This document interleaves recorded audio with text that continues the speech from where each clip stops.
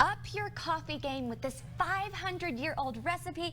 Elif is here to show us how to make it. Thank you so much for coming back in. Well, thanks for having me. So talk to us about Turkish coffee. How is it different than regular coffee? So Turkish coffee, as you can see, is the finest grind of coffee. Ooh, it's look like at another that. 2 levels you can stick your finger I was like, in. I wanted to make sure. Oh, that really is really fine. Look at that. It's super fine. So it's the finest grind, and you actually cook the coffee in the pot. So you need about 7 grams of coffee, and then you measure your water. So I have a handy dandy little measuring thing. Handy dandy little measuring thing. Because it's very, very scientific. Very. Handy dandy. Yes, see, it's in a beaker, so it's very scientific. And so you don't make this with a regular coffee You cannot, because it's too fine and it won't come out of your machine. It'll just kind of clog it up because it's too fine, and it's just going to get all clogged.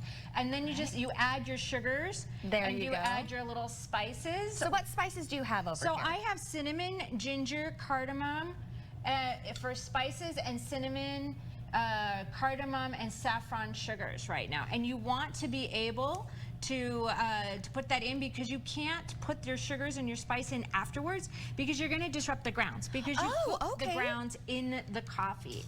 So then what you do is, we have the sand heated. So the sand is nice. So it's heated to 160 degrees Celsius, which is just over 350 degrees Fahrenheit. And the nice thing with your sand is you can see, like, it's starting to pull away. Do you see how it's starting to bubble? Interesting. That's so cool. So the sand helps it cook it from all sides as well as from the bottom. I feel like I've traveled back in time. I know. So this is to mimic using the coals and the ash. The sand is just easier so that I don't have to make a fire, because I'm really, really bad at that.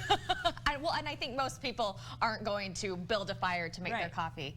And there you go. It goes right in there. So what is the most popular flavor at your cafe? So the most popular combination of our sugars and spices is probably cardamom and saffron, but a lot of people, they love cardamom. They'll do a double shot of cardamom with cardamom sugar, cardamom spice. Some people do all the spices. I even have cocoa, so if you want a little dash of cocoa.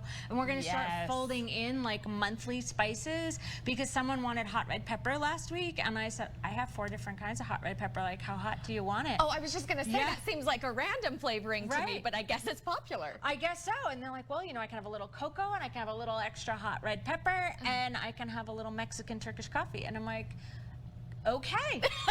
Well, there you go.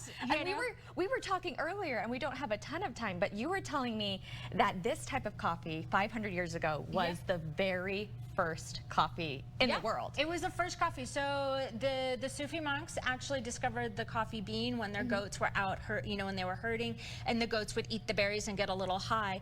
And so the first coffee was actually an infusion of the coffee berries in water for 24 to 48 hours.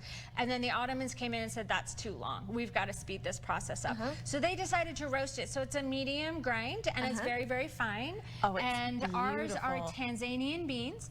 So I like that our beans actually come from Africa, which is where the first coffee came.